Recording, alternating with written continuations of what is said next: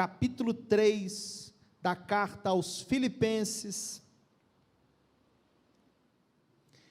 verso de número 13. Filipenses capítulo 3, verso de número 13.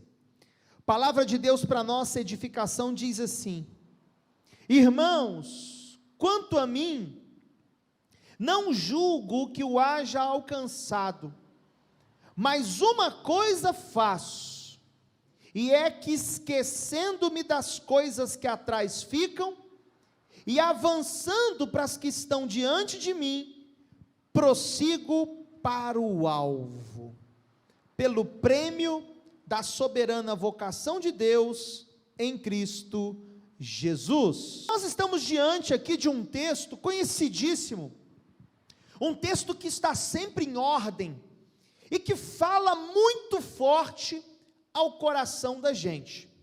Agora, antes de tentarmos entender as palavras de Paulo, antes de tentarmos aplicar suas palavras à nossa vida, nós precisamos considerar a situação de Paulo ao escrever tais palavras, e não somente considerar o momento que ele estava vivendo, mas também considerar o seu histórico.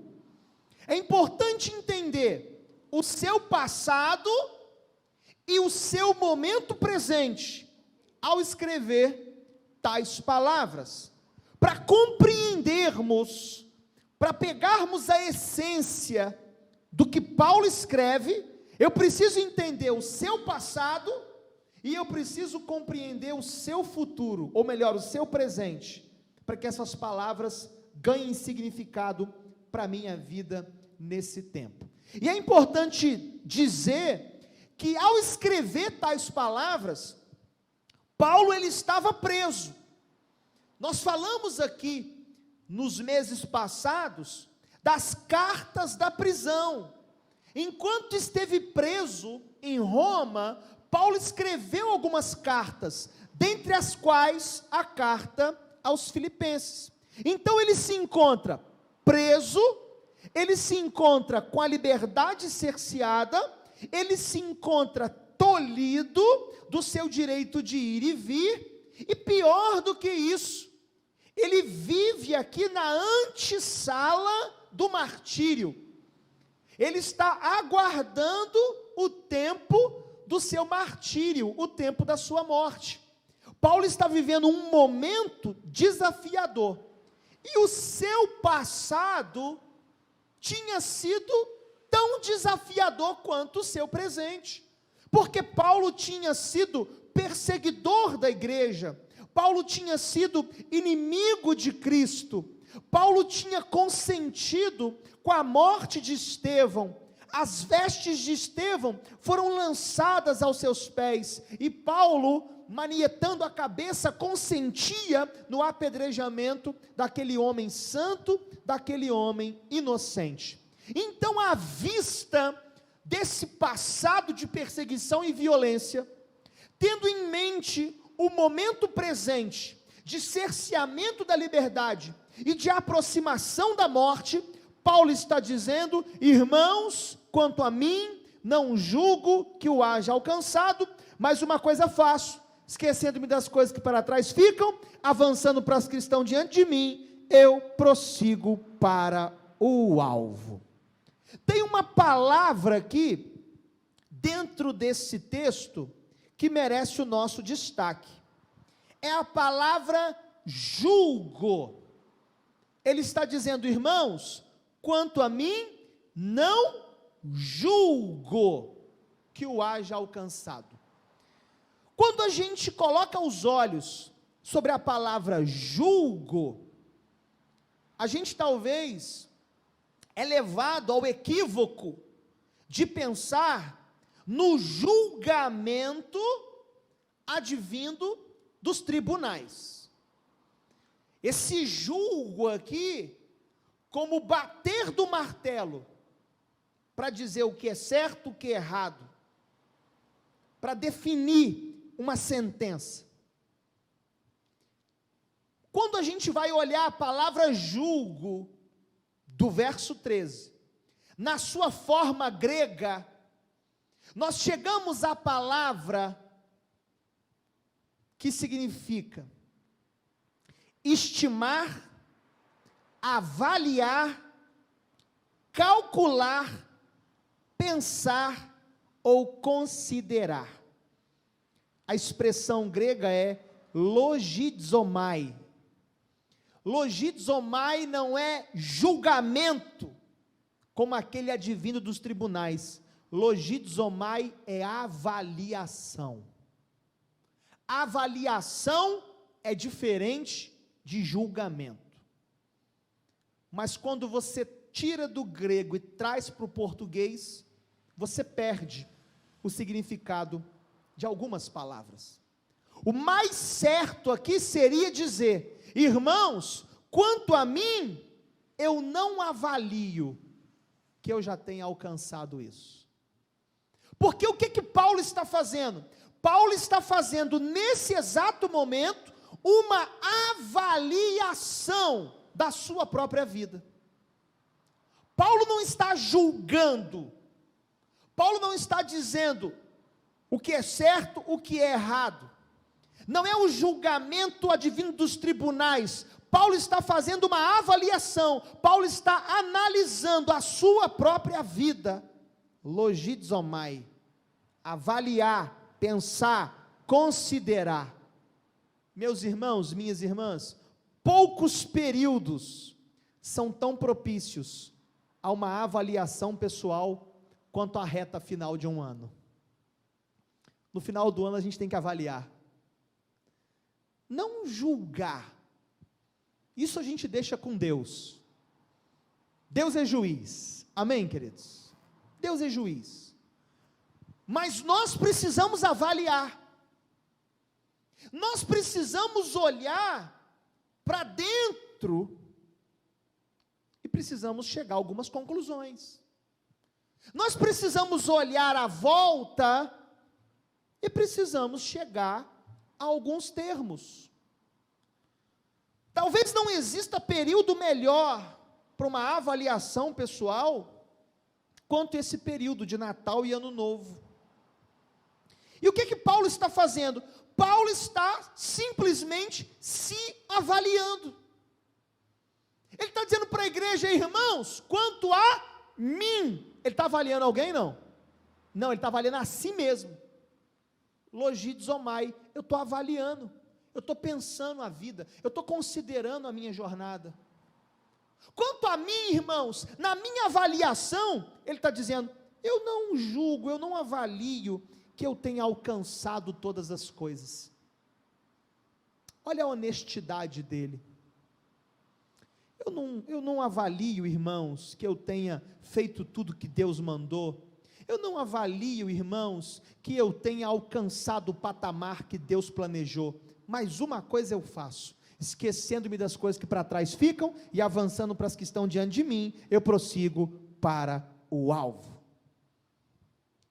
E para avaliar, para analisar a jornada, eu pergunto para vocês: nós alcançamos ou não alcançamos aquilo que Deus planejou?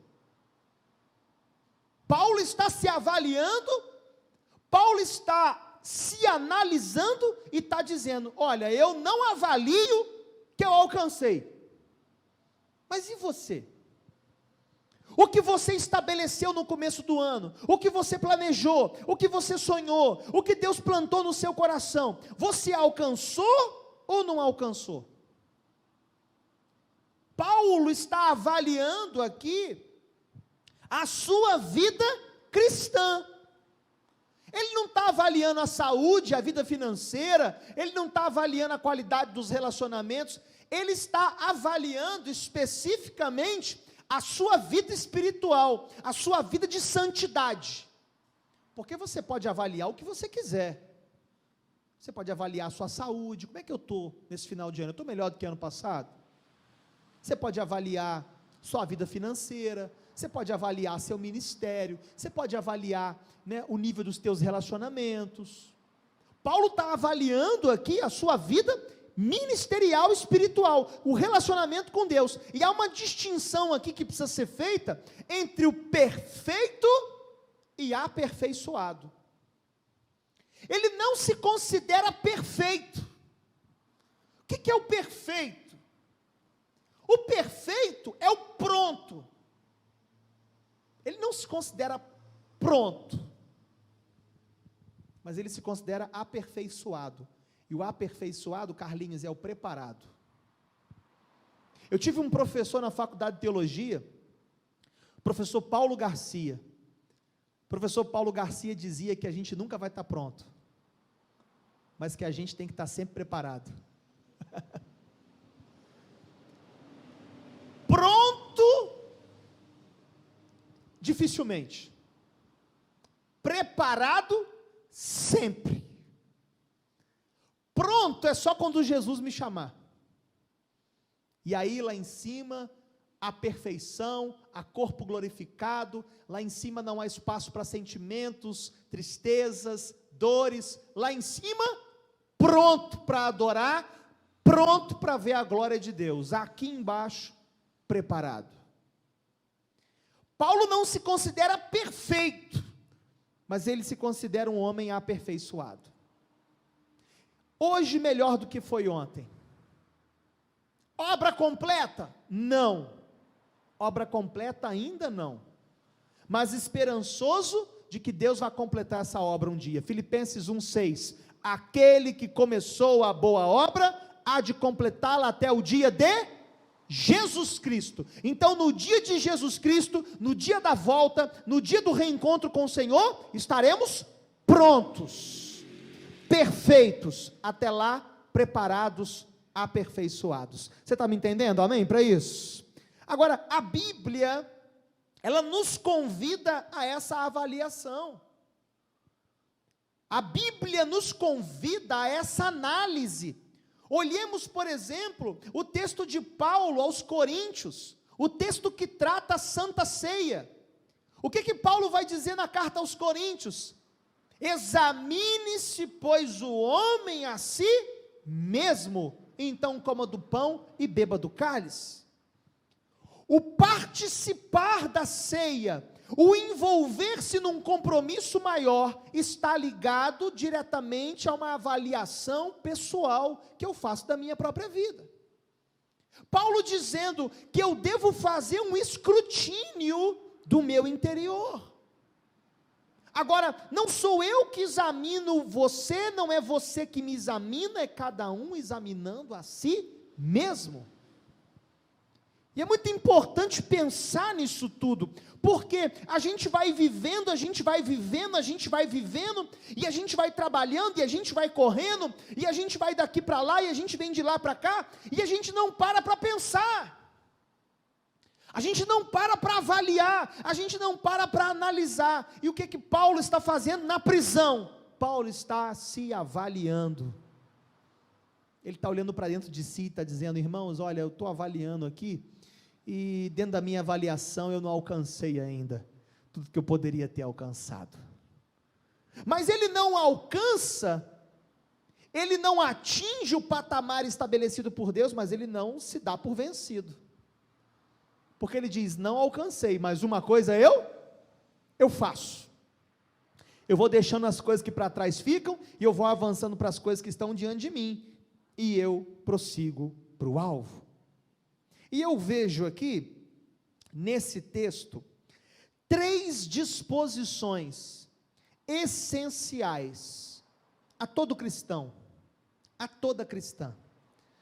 Você que toma nota, você que registra, você que escreve na Bíblia, você que escreve na agenda, você que escreve no bloco de anotações, coloque aí 3 disposições essenciais ao cristão, à cristã.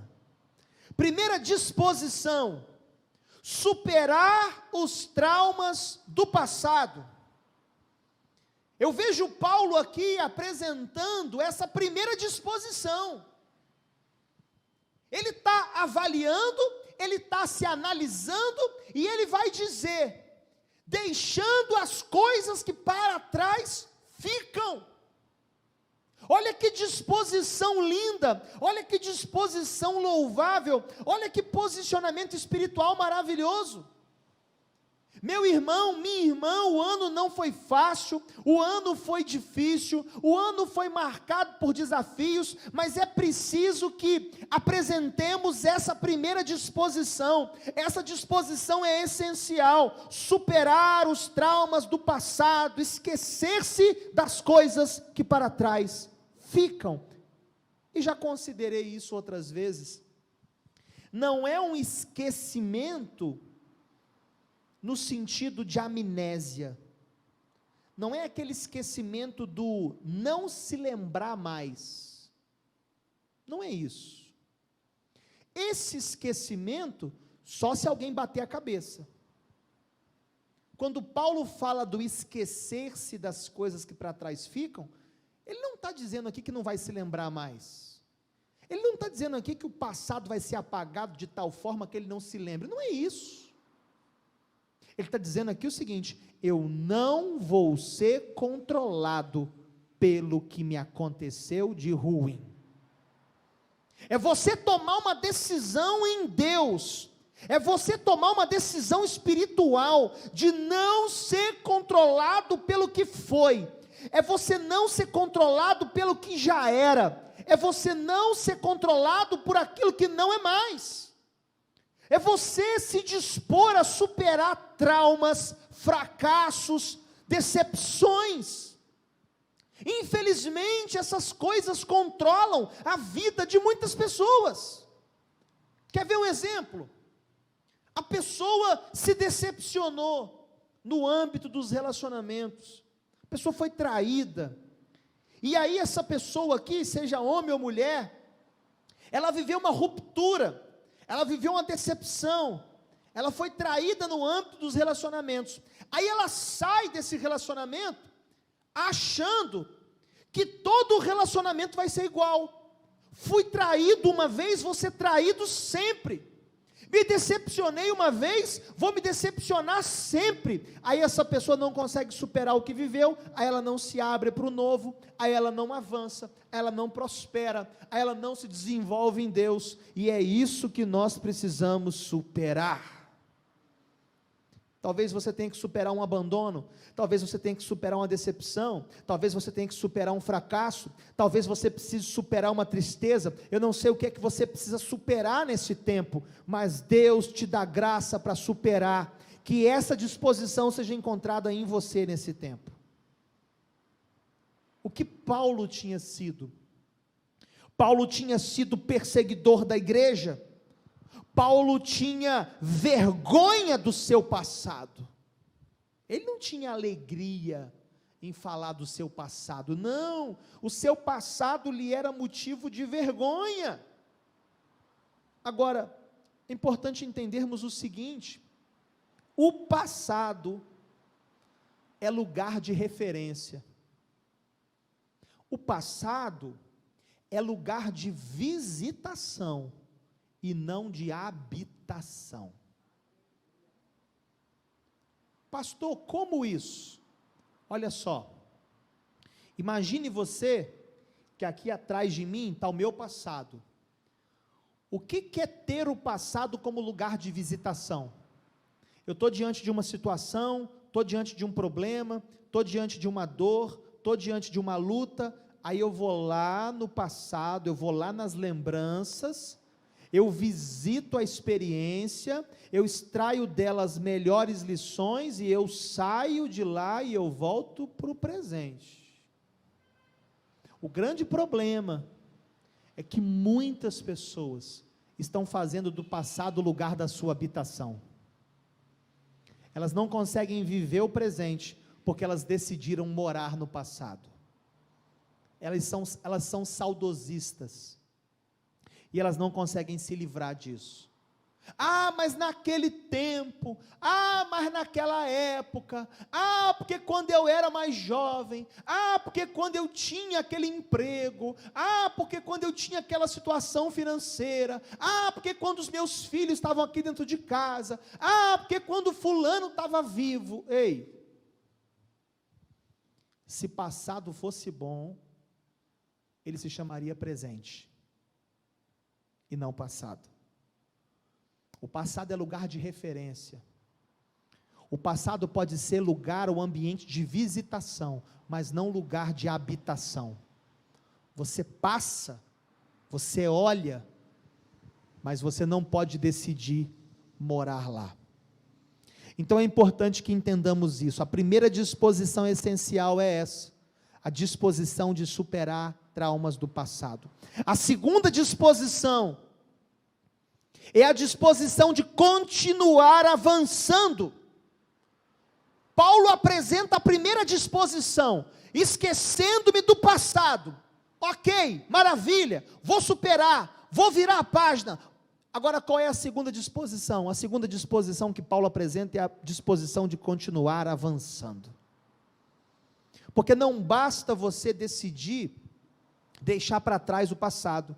Não basta você deixar o passado no lugar que ele deve ficar. É preciso que você continue avançando. Há uma frase linda, se eu não me engano, ela é atribuída a Martin Luther King. A frase é a seguinte, abre aspas: se der para correr, corra. Se não der para correr, caminhe.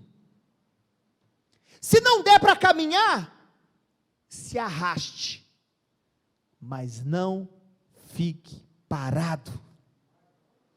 Continue avançando. Se der para correr, corre, querido. Deus te dá pés como os da corça, acelera. Pastor, não está dando para correr, então caminha.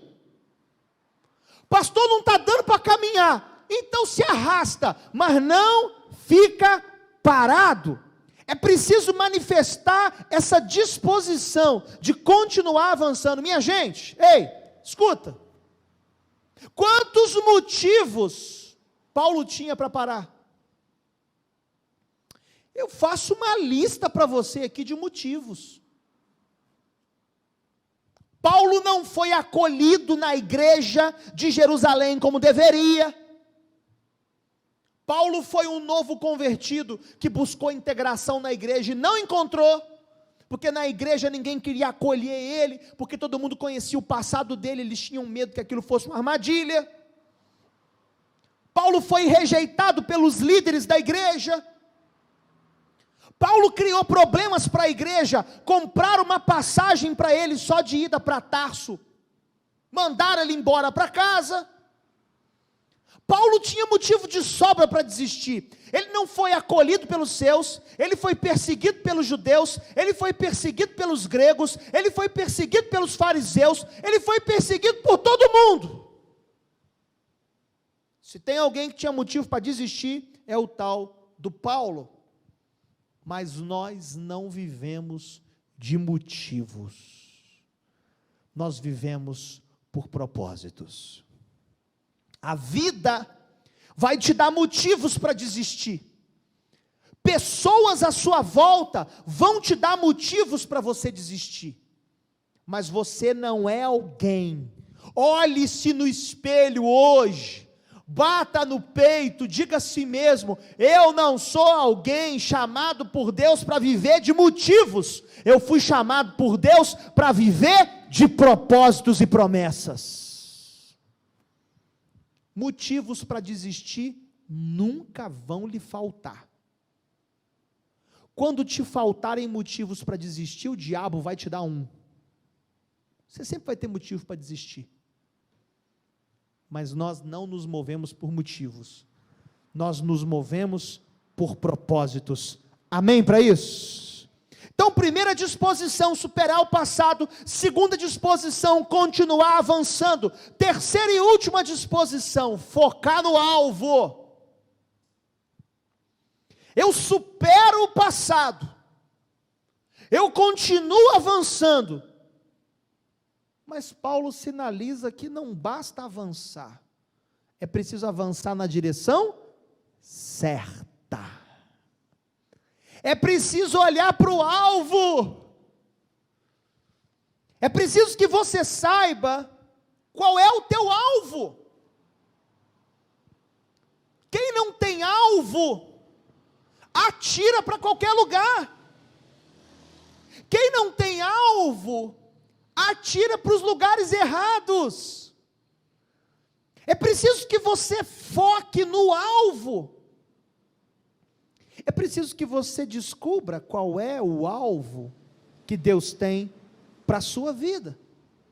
O alvo de Paulo está declarado no texto. O alvo dele é o prêmio da soberana vocação de Deus em Cristo Jesus. Ele está focado nisso. Nada e nem ninguém vai tirá-lo do alvo. Ah, mas estão falando, Paulo, não quero saber, eu estou focado no alvo. Ah, mas estão perseguindo, não quero saber, estou focado no alvo. Ah, mas os gregos, os fariseus, não quero saber, eu estou olhando para o alvo. E muitos desistem, muitos naufragam, muitos fracassam, porque perdem o alvo de vista. A pior coisa é viver no embalo do Zeca Pagodinho, do deixa a vida me levar, vida leva eu. Você não foi chamado para viver a sua vida no embalo de Zeca Pagodinho. Você foi chamado para viver a sua vida na perspectiva do alvo que Deus tem para você. Deus tem um alvo para você, ministerial. Deus tem um alvo para você enquanto avô, enquanto avó. Deus tem um alvo para você enquanto homem, mulher, marido, esposa, como filho, como membro dessa igreja. Deus tem um alvo para todos nós. A maior tragédia, e aqui eu vou encerrar, a maior tragédia da existência humana não é a morte. A morte é muito dura, a morte é muito cruel, mas a maior tragédia da existência não é a morte. A maior tragédia da existência é uma vida sem propósito. É você viver sem saber para quê. É você viver sem saber qual é o alvo. É você passar uma vida inteira atirando para todo lado, sem acertar coisa alguma. E muitas vezes criticando o outro, ou o alvo do outro, ou o tiro que o outro deu. Busque os alvos que Deus tem para você. Estabeleça alvos novos para si mesmo. Deus lhe dá essa condição. Deus lhe dá essa graça, em oração, debaixo da unção do Espírito Santo, nós podemos estabelecer alvos novos para nós. O ano está terminando, foi um ano difícil, mas vem um outro ano aí, vem vacina aí, vem coisa boa aí, estabeleça alvos novos. A maior tragédia da existência não é uma vida sem, a maior tragédia da existência não é a morte, mas é uma vida sem alvo. É uma vida sem propósito. A minha oração nessa noite é para que você consiga, primeiro, apresentar essa disposição de superar o que passou. Eu não sei o que é que você precisa superar, mas que Deus te dê força, em nome de Jesus. Segundo lugar, que você tenha disposição de continuar avançando. Se der para correr, corra. Se não der para correr, caminhe. Se não der para caminhar, se arraste. Mas não pare, avance. O salmista diz lá no Salmo 126, aquele que vai andando e chorando enquanto semeia, voltará com alegria trazendo seus feixes. Ah, pastor, eu estou chorando. Ah, pastor, eu estou me lamentando. Ah, pastor, eu estou vivendo um tempo difícil. Vai chorando mesmo, vai com lágrima mesmo, vai se lamentando mesmo, mas não pare. E terceira disposição, foque no alvo. prossiga para o alvo. Deus tem alvos para a sua vida. Que Deus abençoe sua vida, que Deus abençoe sua família, que Deus abençoe seu ministério, em nome de Jesus, amém. E que você aproveite essa última semana do ano de 2020 para fazer uma avaliação honesta, sincera e bíblica da sua vida. Hoje é dia 23, mais uma semana pela frente para acabar o ano. Tire um tempinho, faça uma avaliação honesta, faça uma avaliação justa, bíblica sobre a sua vida. Que Deus te abençoe.